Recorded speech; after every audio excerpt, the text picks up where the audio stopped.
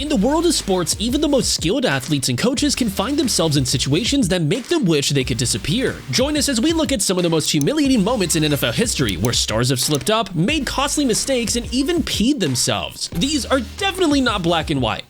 Let's kick this off with a recent embarrassingly hilarious moment, the butt punt. The Dolphins had this super close game against the Bills, and let me tell you, things got pretty crazy. They were actually leading with a score of 21-17, but then they had to punt the ball from their own end zone with less than 2 minutes left. Now, you would expect them to just give the Bills a tough time with the long field, right? Well, not the Dolphins. In their own special way, the punt ended up bouncing off of Trent Sherfield's butt, giving the Bills 2 free points. Can you imagine?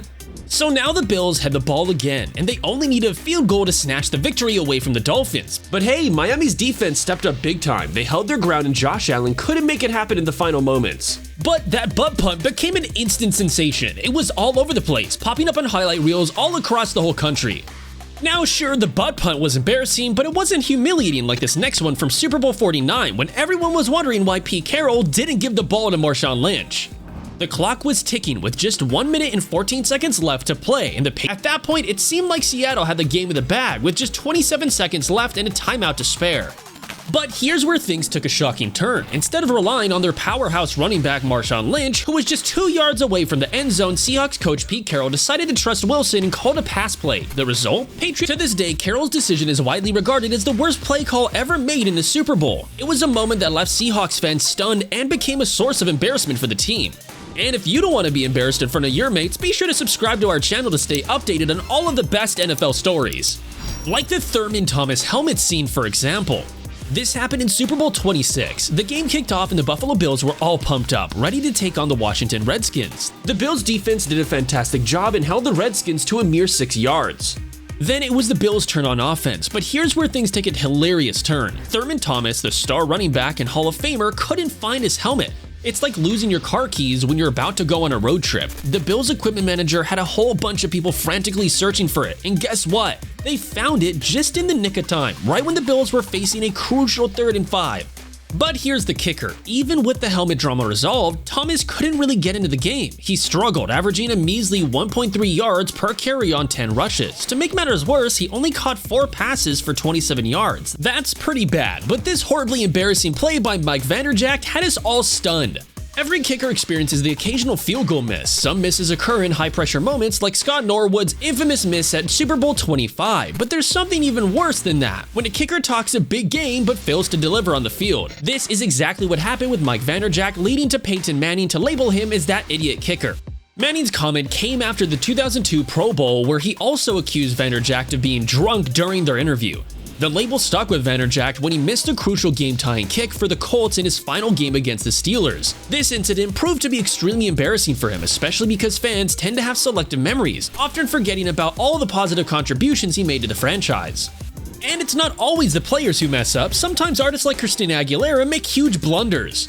We've all been on autopilot in our daily lives, including singing the national anthem at sporting events. But imagine doing it in front of over 100 million people like Christina Aguilera did at Super Bowl 45. She sang with her powerful voice, but mixed up the lyrics, saying, "What so proudly we watched," instead of "O'er the ramparts we watched." It was an embarrassing moment, and some called it one of the worst national anthem performances ever. What so proudly we hailed at the twilight's last gleaming. Aguilera later explained that she got lost during the song. It's a reminder that even talented performers can stumble on a big stage, so let's remember to pay attention when we sing, especially in front of millions. Next up, get ready to cringe at this Aaron Rodgers draft moment.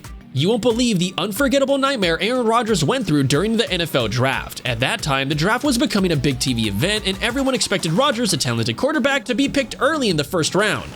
But here's the crazy part. Team after team, including his favorite, the Niners, passed him and chose someone else like Alex Smith. Can you imagine the disappointment? To make matters worse, Rodgers had to endure it all while sitting in the green room, right in front of the cameras. The longer the draft went on, the more despair showed on his face, broadcasted for the entire world to see. It was a humbling experience, to say the least. No one can forget the sight of Rodgers sitting there, waiting and hoping for his chance, only to see team after team pass on him. It was super humiliating. And while we're on the subject of embarrassing moments, how can we not talk about the time Lamar Jackson had to sprint for a poo-poo break? In 2020, Lamar Jackson dashed off the field during a Ravens drive, leaving everyone wondering what happened. The team insisted it was due to cramping, but the TV footage in his speedy return made it seem like he urgently needed a bathroom break. After the game, Lamar Jackson addressed the press and made it clear that he didn't pull a Paul Pierce. He emphasized that he genuinely experienced cramping issues, referencing a memorable incident from the 2008 NBA Finals involving the former Celtics star player. Back then, Paul Pierce famously left the court in a wheelchair to find some bathroom relief, but the people had their doubts. And while Jackson did his best to prove that it wasn't a bathroom break, Odell Beckham was pretty blunt about it. In 2018, when OBJ was still playing for the Giants, there was a peculiar incident. During a game against the Falcons, he abruptly ran to the locker room while the Falcons were running an offensive play. Strangely enough, it somehow became public knowledge that he had gone to the bathroom.